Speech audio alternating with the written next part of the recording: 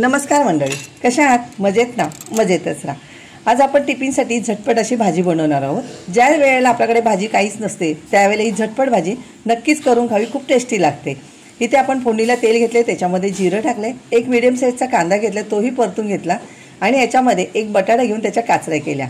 आता याच्यामध्ये लसूण, अद्रक आणि मिरची ठेचून घेतली, ती टाकली, थोडंसं टोमॅटो, कढीपत्ता, लाल तिखट, हळद, मीठ, गरम मसाला हे सर्व चांगलं परतून घ्यायचं। परतल्यानंतर भाजी खूप टेस्टी होते। चांगलं परतलं की याच्यामध्ये अर्धा पेला मी पाणी टाकलेलं आहे।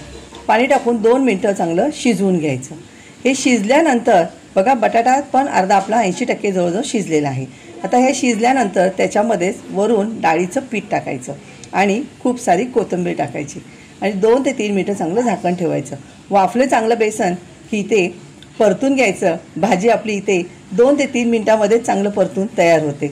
नक्कीच करून बघा। आवडलं तर लाईक, शेअर, कमेंट करायला विसरू नका। थँक्यू।